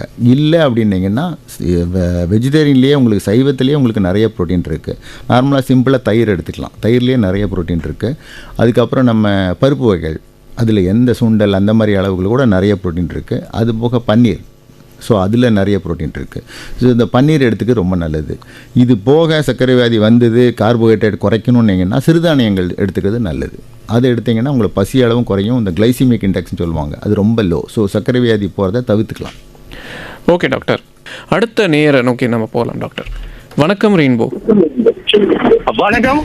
வணக்கம். உங்களுடைய வானொலியோட ஒலியை கம்மி பண்ணா நல்லா இருக்கும். ஆஃப் பண்ணிட்டேங்க. யார் எங்க இருந்து பேசுறீங்க? கலீல் அமர் பேசுறேன் டாக்டர். வணக்கம் டாக்டர். வணக்கம். உங்களை பார்க்கும்போது பேஸ்புக்ல பார்த்தேன், என்னுடைய தலைமை ஆசிரியர் போல இருக்கீங்க. ஓகே, நன்றி. சொல்லுங்க சொல்லுங்க. எனக்கு பாத்தீங்கன்னா இந்த சக்கரவாதிகாரங்க வாக்கிங் போனோம்னு சொல்றீங்க, ஆனா எங்க வீட்டு பக்கத்துல பூங்கா இருக்கு. ஆனா அவங்க கைய நல்லா வீசிட்டு போறாங்க. அது ஏன் சார், அது கைய வீசிட்டு போனாலும் அந்த ஸ்வெட் எல்லாம் வர்றதுக்காக அது மாதிரி பண்றாங்களா? இல்லை, அது வந்து நார்மலாக நீங்கள் கையை வீசிட்டு போகிறது நல்லது. அது பேர் பிரிஸ்க் வாக்கிங் சொல்லுவாங்க. ஸோ நீங்கள் நார்மலாக நடந்தாலே போதும். உங்களுக்கு கையில் ஏதாவது வலி இருந்தால் நீங்கள் அந்த மாதிரி கையை வீசிட்டு போக முடியாதே. ஸோ அதனால் வந்து நீங்கள் நார்மலாக நடக்கிறது நல்லது. அவர் கொஞ்சம் உற்சாகமாக இருக்கார், நடந்தால் கொஞ்சம் உற்சாகமாக இருக்கும். அதனால அவர் கையை வீசிட்டு போகிறாரு. பக்கத்தில் யாராவது அடிச்சிடாம, அதோட அது மாத்திரம் பார்த்துக்கோங்க. பாதி பேர் இருக்காங்க கையை நல்லா வீசிட்டு தான் நடக்கிறாங்க நம்ம வீட்டால. நான் கேட்பேன், ஏன் அங்கிள் இது மாதிரிலாம் பண்றீங்க? அப்பதான் சுகர் நல்லா குறையும் அப்படின்னாங்க. ஓ அப்படின்னு சொல்லிட்டு நானும் அவங்கள பார்த்து ஃபாலோ பண்ணிட்டு கையை வீசிட்டு தான் நடக்கிறேன். அதுக்காக தான் உங்களை கேட்டேன். நன்றி நன்றி நன்றி நன்றி நன்றி. Okay okay. இவர் சொல்லும்போது கைவீசமா சின்ன வயசுல சொன்னதை ரொம்ப ஞாபகம் வச்சிருக்காங்க. ஸோ அது நல்லது. என்னன்னா அந்த அவங்க அந்த எக்ஸசைஸ் பண்ணும்போது அந்த என்டார்பின்ஸ் ஹார்மோன்ஸ் ரிலீஸ் ஆகும். ஸோ அதனால கொஞ்சம் உற்சாகமாக இருக்கும். அதனால கொஞ்சம் கைவீசி நடப்பாங்க. பட் பிரிஸ்க் வாக்கிங்கில் அந்த கைவீசி நடந்தால் நல்லது. ஏன்னா எல்லாம் ஹெட் டு ஃபுட் எல்லாமே ஆக்டிவேட் ஆகுது. உங்களுக்கு உடம்பு ஜாயிண்ட்ஸ் எல்லாமே ஆக்டிவேட் ஆகுது. அதனால அவர் அதுமாரி அவரால் ஓட முடியலன்னு நினைக்கிறேன். அதனால கைவீசி நடந்தால் தான் நல்லது. ஆமாம். ஓகே டாக்டர், நம்ம அடுத்த நேர் நோக்கி போகலாம். வணக்கம் ரெயின்போ. தாம்பரம் முடிச்சூர்ல இருந்து சுஜாதா ஸ்ரீராம் பேசுறேன். சுஜாதா ஸ்ரீராம் அவர்கள் உங்களோட சந்தேகங்களை வந்து டாக்டர் கிட்ட கேட்டு தெரிவு பண்ணலாம். Okay okay. Hello, good evening doctor. Good evening madam. அது ஒன்றும் இல்லை, இப்போ தைராய்டு இருக்கிறவங்க என்ன மாதிரி எக்ஸசைஸ் பண்ணா கொஞ்சம் ரெடியூஸ் ஆகும் தைராய்டு? இல்லை, தைராய்டு இருக்க சொல்லுங்க. வாக்கிங் பெஸ்டா இல்ல ஸ்போர்ட்ஸ் மாதிரி ஏதாவது பண்ணா கொஞ்சம் அந்த இதுவெல்லாம் குறையுமா, தைராய்டு ஹார்மோன்ஸ் குறையுமா? இல்லை, முக்கியமான இது வந்து நீங்கள் தைராய்டு ப்ராப்ளம் இருக்குன்னு சொல்கிறீங்க. தைராய்டு அளவு என்னன்ட்டு உங்கள் மருத்துவரை அணுகி நீங்கள் அதை அந்த தைராய்டு ஹார்மோன் லெவல் எவ்வளோ இருக்குன்னு 3 மாதத்துக்கு ஒருக்க நீங்கள் செக் பண்ணிக்கணும். அதுக்கு எடுக்க வேண்டிய மாத்திரைகளை கரெக்டாக எடுத்துக்கணும். இதனால் ஆமாம் எடுத்துக்கிறீங்க. அது எடுக்கும்போது அது கண்ட்ரோலாக இருந்ததுன்னா உங்களுக்கு ஒன்றும் ப்ராப்ளம் இருக்காது. இப்போ உங்கள் வயதுக்கு ஏற்றா போல் நீங்கள் எக்ஸசைஸ் பண்ண முடியும். நீங்கள் இதில் போய் இந்த நீங்கள் 50-60 வயசுக்கு மேலே ஸ்போர்ட்ஸில் போய் சேர முடியாது. ஸோ அதனால இப்போ நீங்கள் வாக்கிங் வந்து எப்போவுமே எந்த காலகட்டத்துலேயும் வாக்கிங் ரொம்ப நல்லது. அதான் இப்போ நான் முதல்ல சொன்ன மாதிரி சாப்பிட்டு வாக்கிங்கே போகிறதுக்கே டைமே இல்லைனாலும் காலை மதியம் இரவு 3 வேளையும் சாப்பிட்டு அரை மணி நேரம் கழித்து ஒரு 10 நிமிஷம் வாக்கிங் போனாலே போதும். ஆமாம், அதுக்கு மேலே அவங்க ரெண்டாவது டவுட் வந்து ஃபிளாட் ஃபுட் இருக்கிறவங்க எவ்வளவு நேரம் வாக் பண்ணலாம் டாக்டர்? கால் வலிக்கிறது. ஆமாம், கண்டிப்பாக. ஃப்ளாட் ஃபுட்டுங்கிறது உங்கள் இந்த ஃப்ளாட் ஃபுட்டுங்கிறது கொஞ்சம் நடக்கிறது கஷ்டம்தான். அதுக்கு ஏற்ற அந்த செருப்பு வகைகள் ஷூ போட்டுக்கலாம். போட்டு நீங்கள் கண்டிப்பாக நடக்கலாம். ஃப்ளாட் ஃபுட் 30 to 45 minutes அந்த மாதிரி நடக்கலாமா? நடக்கலாம், தப்பே இல்லை. எல்லாருக்குமே வந்து தினசரி நடைபயிற்சி வந்து 1 மணி நேரம் போதும். அதுக்கு மேலே நடக்க தேவையில்லை. அதுக்கு மேலே ஏதாவது போட்டி இருந்தால் தான் நீங்கள் 2 மணி நேரம் 3 மணி நேரம் நடக்கலாம். இல்லைன்னா 1 மணி நேரம் 45 minutes நீங்கள் சொன்னது ரொம்ப கரெக்ட். ஆமாம். Okay okay. மூணாவது ஜிம்மு போயிட்டு சடனா நிப்பாட்டிட்டா, இப்ப அபிஷியலா ஏதாவது ஒர்க் விஷயமா ஸ்டடிஸ் விஷயமா பிள்ளைங்க நிப்பாட்டிட்டா வெயிட் கெயின் ஆகுமா டாக்டர்? கண்டிப்பாக. அதாவது அவங்க ஒரு கன்சிஸ்டன்சின்னு சொல்கிறாங்கல்ல, இப்போ 3 மாதம் அது நீங்கள் ஒரு வாரம் போயிட்டு நிப்பாட்டினா ஒன்றும் ஆகாது, ஒன்றும் ப்ராப்ளம் இருக்காது. ஒரு கண்டிப்பாக இருக்கும், கண்டிப்பாக. ஏன்னா அது வந்து இப்போ ரெகுலராக போகிறாங்க, சில பேர் டெய்லி போவாங்க, சில பேர் ஆல்டர்னேட் டே போவாங்க. ஆமாம், ஆல்டர்னேட் டே போகிறது பெஸ்ட்டு. என்னென்னா உடம்பு வந்து அது ஒன்றும் இந்த ரப்பர் பேண்ட் மாதிரி இழுத்துட்டே போக முடியாது, டப்புன்னு ஒரு நாள் துண்டாயிரும். ஸோ அதனால் வந்து ஒரு நாள் விட்டு ஒரு நாள் ஒரு பாடி ஒரு நாள் எக்ஸசைஸ் பண்ணால் ஒரு நாள் ரெக்கவரி கொடுக்கணும். ஸோ ஆல்டர்னேட் டே போனால் நல்லது. அதேமாதிரி இந்த 3 மாதம் போயிட்டு ஏன் விடுறோங்கிற காரணத்தை முதல்ல புரிஞ்சுக்கணும் ஒன்று. அப்புறம் விட்டுட்டோம் திருப்பி ஆரம்பிக்க முடியுமான்னு அடுத்த சோம்பேறித்தனம் வந்துடும். ஸோ ஆமாம், எப்படி நீங்கள் காலையில் எழுந்துச்சி பல் விளக்குறது எப்படி மறக்காதோ அந்த மாதிரி நீங்கள் இதை வந்து கன்சிஸ்டண்ட்டாக வச்சுக்கணும். அதனால் என்னென்னா ஜிம்மு தான் கட்டாயம் இல்லை, நீங்கள் வீட்லேயே அதே உடற்பயிற்சி பண்ணலாமே, தொடரலாமே. அது ஒரு பெரிய கஷ்டம். காலேஜ் ஸ்டடீஸ்னு இருக்க பட்சத்துல பிள்ளைங்க வந்து டக்குன்னு விட்டுறாங்க. அதுக்கு கண்டிப்பாக ஆமாம் ஆமாம் வாக்கிங் போகலாம். கண்டிப்பாக அதுக்கு வந்து எந்த ஜிம்மும் தேவையில்லை, எந்த எக்ஸ்ட்ரா வெயிட் உபகரணம் தேவையில்லை, எக்ஸ்ட்ரா ஷூலாம் ஒன்றும் தேவையில்லை. நீங்கள் எனி டைம் அதில் 24 மணி நேரத்தில் எப்போனாலும் நீங்கள் போகலாம், தூக்கத்தை தவிர, தூக்க நேரம் போக. ஓகே, நன்றி நன்றி நன்றி நன்றி. உலகத்தில் இருக்கிற எல்லா தாய்மார்களோட குறைய வந்து இவங்களே தீர்த்து வச்சுட்டாங்கன்னு நினைக்கிறேன். அவங்க பசங்க பாவம் படிப்பு எது நின்றுட்டாங்கன்னா என்ன பண்ணுறதுன்னு கேட்குறாங்க. ஒரு கன்சர்ன், ஜென்ரல் கன்சர்ன் வந்து எல்லாருக்குமே இருக்கக்கூடிய ஒரு விஷயம் தான். ஏன்னா இப்போ எனக்கும் கூட அதே மாதிரி ஒரு நிலைமை தான் இருந்தது. நான் ஜிம் போயிட்டு இருந்த போது ஒரு சில காரணங்களால நான் அதை நிறுத்த வேண்டியதாகிடுச்சுன்னா நான் வந்து அதுக்காக என்ன பண்ணேன், உடற்பயிற்சியை மேற்கொள்ள ஆரம்பித்தேன். லைக் வாக்கிங் போகிறது, ஸ்கிப் பண்ணுறது, அந்த மாதிரியான விஷயங்கள் செய்ய ஆரம்பித்தேன். இப்போ பார்த்தீங்கன்னா ஓரளவுக்கு ஐ கேன் மேனேஜ் அந்த மாதிரி இருக்குது. அதுதான் வந்து இங்கே நிறைய பேர் தாய்மார்களும் இளைஞர்களும் வந்து சொல்லிக்கிட்டே இருக்காங்கன்னு நினைக்கிறேன். நம்ம அடுத்த நேர் கேட்ட போகலாமா? Okay okay. அடுத்த நேர். வணக்கம். வணக்கம். வணக்கம் சார், அனந்தராமன் கேளம்பாக்கத்துல பேசுறேன் சார். ஓகே, நீங்கள் உங்களுடைய சந்தேகங்களை டாக்டர் கேட்டு தெரிஞ்சுக்கலாம். வணக்கம் டாக்டர். வணக்கம் சார். நான் வந்து மார்னிங் ஒர்க் இருக்கு எனக்கு. ஓகே. அதனால ஈவினிங் 5 to 6 மட்டும்தான் நான் வாக்கிங் பண்றேன். ஓகே. எனக்கு கொஞ்சம் நர்ஸ் எல்லாம் ப்ராப்ளம் இருக்கு, நர்வு கொஞ்சம் ப்ராப்ளம் இருக்கு. அதனால நர்ஸ் டேப்லெட் தான் எடுக்கிறோம். ஓகே. இட்டு வாக்கிங் வந்து 5 to 6 வாக்கிங் பண்றோம். ஓகே. ஆனா மார்னிங் பண்றது நல்லதா இல்லை ஈவினிங் பண்றது நல்லதா, அதுதான் சந்தேகம். ஆமாம், யூஸ்வலாக நைட்டு நீங்கள் 6 மணி நேரத்துலேருந்து 7 மணி நேரம் நல்ல தூக்கம் இருக்கான்னு பார்த்துக்கோங்க. அந்த தூக்கம் இருந்தது அப்படின்னீங்கன்னா காலையில் பண்ணுறது ரொம்ப நல்லது.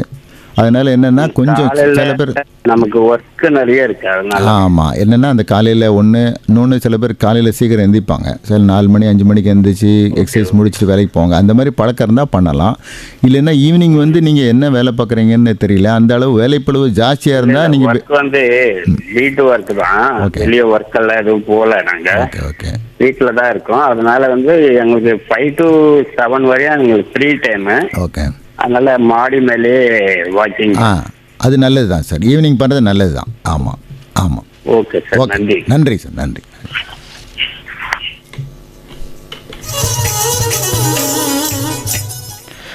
நிகழ்ச்சியோடைய அடுத்த நேருக்கு போகலாம். வணக்கம் ரெயின்போ. வணக்கம் சார். வணக்கம், யாருங்கிறது பேசுறீங்க? சார் நான் சுப்பிரமணியம் பேசுறேன் சார், இங்கே கேகே நகர்ல இருந்து சுப்பிரமணியம். ஓகே, உங்களுடைய சந்தேகங்களை டாக்டர் கிட்ட கேட்டு தெரிஞ்சுக்கலாம். சார் வணக்கம் சார். வணக்கம் சார். நான் வந்து எனக்கு சுகர் ப்ரெஷர்லாம் இருக்கு சார். சரி. நான் ட்ரீட்மெண்ட் பண்ணிட்டு தான் இருக்கேங்க. எனக்கு வந்து இப்போ நம்ம எங்க ஃபேமிலி டாக்டர் நம்ம ஜெயக்குமார் சார் தான். சரி. சாண்டியில் இருக்கிறவரு. சரி. நான் வந்து இந்த ரீகேனிங் கேர்ஸ் எல்லாம் பண்ற இந்த சொசைட்டியில் கூட்டுறவு சொசைட்டி. சரி. எனக்கு இது கேர் பண்ற வேலைனால செய்யறதுனால கொஞ்சம் அவ்வளோ எனக்கு அவ்வளோ பிரச்சனை கிடையாது. சரி. இப்போ வந்து ராயப்பட்டிக்கு இந்த மாத்திரைலாம் வாங்கி சாப்பிட்டு இங்கே கொடுத்தாரு கேகே நகர் பிரான்ச்சில். சரி. இப்போ வந்து இங்கே நம்ம சுகாதாரம் இல்லை உங்கள் சந்தேகம் உடற்பயிற்சி சந்தேகத்தை சொல்லுங்க. கொடுத்துருங்க சார். வணக்கம், இடையில வந்து பேசுறதுக்கு மன்னிக்கணும். உங்களுடைய சந்தேகம் என்னன்றது நீங்க கேட்கலாம் சார். Sugar complaint sir. சொல்லுங்க. சுகர் கம்ப்ளைண்ட்னால கொஞ்சம் இந்த சுகர் ப்ரெஷர் இருக்கு, அது ட்ரீட்மெண்ட் இங்கே மாற்று வாங்கி சாப்பிட்டுருக்கேன் சார். மாநகராட்சியில் சுகாதாரத்துலயே அவங்க வர முடியாது மாற்றி தரனால இங்கே கொடுத்துட்டாங்க எனக்கு. அதனால வந்து நம்ம உடம்பெல்லாம் கண்ட்ரோலாக வச்சுட்டு இருக்கேன் சார். நான் இப்போ இந்த சுகர் எல்லாம் அந்த டாக்டரை பார்த்துட்டு மாசம் கரெக்டாக சாப்பிட்டு எடுத்துட்டு இருக்கேன். இது அடிக்கடிக்கு இந்த கை கால்லாம் குடைக்கலாம் இருக்கு சார். அப்ப கூட வாக்கிங் ரொம்ப தான் நடந்து போக முடியல. இந்த வேலை செய்யறதுங்க சேர் பண்றது எல்லாம் பண்ணிருந்தால கொஞ்சம் அப்பப்போ அதுவும் கை மாற்று போகுது. கை இடையில் வந்து பேசிகிட்டு இருந்தார், திடீர்னு கட்டாயிருக்க போல இருக்குது. அதாவது இவர் என்ன சொல்ல வராருன்னு நினைக்கிறேன்னா, நான் என்ன நினைக்கிறேன்னா, ஓகே இவர் வந்து சுகரால் பாதிக்கப்பட்டிருக்காரு, மாத்திரை வந்து எடுத்துகிட்டு இருந்தார், திடீர்னு மாத்திரை எடுக்க முடியாத சுச்சுவேஷன், அதனால் வந்து அவருக்கு உடல் வலி அந்த மாதிரி ஏற்படுது. இதுக்கு என்ன டாக்டர் தீர்வு? இல்லை, அதான் அவரோட முதல்ல இதெல்லாம் பண்ண முடியல அப்படின்னா அவர் சுகர் கண்ட்ரோலாக இல்லைன்னு அர்த்தம் இருக்கலாம். அது ஒரு அர்த்த காரணமாக இருக்கலாம்.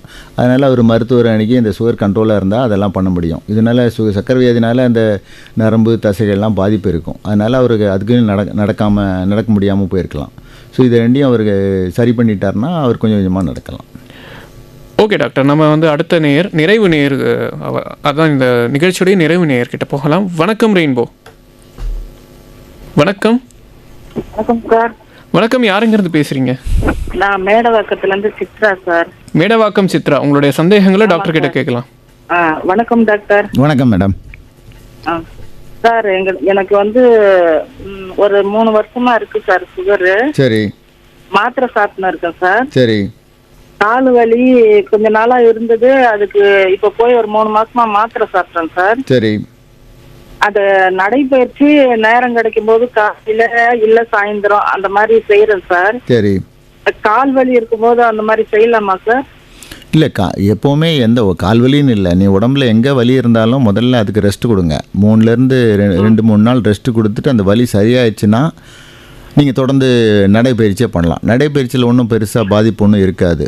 அதாவது எலும்புலேயோ தசைகள்லேயோ ப்ராப்ளம் இருந்தால் ஒழிய நீங்கள் அதை பற்றி பயப்பட வேண்டாம். இல்லைன்னா அது மாதிரி ஒன்றும் இல்லைன்னா நீங்கள் தொடர்ந்து பண்ணலாம். இதை காரணம் காட்டி நீங்கள் இதை எப்படியே நிப்பாட்டிடக்கூடாது. ஏன்னா உங்கள் நடைப்பயிற்சினால தான் உங்களுக்கு சுகர் கண்ட்ரோல் ஆகிறதுக்கு இன்னும் நிறைய சான்ஸ் இருக்குது. மருந்து மாத்திரைகளும் எடுத்துக்கொள்ளணும். இது அதையும் நிப்பாட்டிடக்கூடாது. நடைப்பயிற்சி மாத்திரம் பண்ணி முடிக்க முடியாது, நீங்கள் அதையும் சேர்த்து எடுத்துக்கிட்டால் நல்லது. ஓகே டாக்டர், நிகழ்ச்சியுடைய நிறைவு பகுதிக்கு கொஞ்சம் கொஞ்சமாக நம்ம நெருங்கிட்டு இருக்கோம். இப்போ இந்த தூக்கம் உடற்பயிற்சிக்கு ஏதாவது தொடர்பு இருக்கா? அதே மாதிரி உடற்பயிற்சி மூலமாக என்னென்ன வியாதிகளை தவிர்க்கலாம், அதனால் நம்ம முதுமையை வந்து தவிர்க்க முடியுமா? இந்த கேள்விகளுக்கு பதில் சொல்லுங்கள். ஆமாம், இது வந்து முதல் காரணம் வந்து தூக்கம். இது வந்து முக்கியமாக தூக்கம் கம்மியாகிறது இப்போ வந்து ரொம்ப காமனாக இருக்குது. ஏன்னா எல்லாருமே நம்ம வேலைப்பளு இருக்கோம். அது போக ரெஸ்ட் எடுத்தால் கூட 10 மணிக்கு படுத்தால் கூட ஊடகங்கள் வாட்ஸ்அப் இதெல்லாம் பார்த்து படுக்கும்போது 11-12 ஆயிடுது. ஸோ மினிமம் வந்து ஒரு 6லேருந்து 7 மணி நேரம் மனிதனுக்கு சராசரி தூக்கம் தேவை அப்படின்னா அது 4 மணி நேரமாக குறைஞ்சி போகுது. இது எப்படின்னா நெக்ஸ்ட் டே அடுத்த நாள் உள்ள உங்கள் வேலையை கண்டிப்பாக பாதிக்கும். இந்த தூக்கம் கம்மியாகிறதுனால உடம்புல ஹார்மோன் ஒன்று இருக்குது, கார்டிசால்னு. இது வந்து ரொம்ப இன்க்ரீஸ் ஆகும், நிறைய சுரக்க ஆரம்பிக்கும். ஸோ இதனால் உங்களுக்கு பாதிப்பாகும். உங்கள் மனநிலை கொஞ்சம் கொஞ்சமாக ஸ்ட்ரெஸ் ஆகலாம். ஸ்ட்ரெஸ்ன்னு சொல்கிறாங்கல்ல, இதுக்கு இந்த கார்டிசால் ஹார்மோன் தான் முக்கியமான. ஸோ இது வந்து தூக்கம் வந்து கண்டிப்பாக எல்லாத்துக்கும் அவசியம். சில பேர் மத்தியானம் தூங்கிட்டோம் நைட்டு தூக்கம் வரலம்பாங்க. மத்தியானம் தூக்கங்கிறது வந்து நேப்னு சொல்லுவாங்க. ஸோ அந்த 10 நிமிஷம் 20 நிமிஷம் தூங்குறது நல்லது. அதுக்கப்புறம் இரவு தூக்கம் முக்கியமான விஷயம். அடுத்த கேள்வி என்ன கேட்டீங்க? 3 கேள்வி கேட்டீங்க. இப்போ வந்துட்டு உடற்பயிற்சியால் என்னென்ன வியாதிகள் ஆமாம், இதுமாதிரி நம்ம நேயர்கள் நிறைய பேர் கேட்ட மாதிரி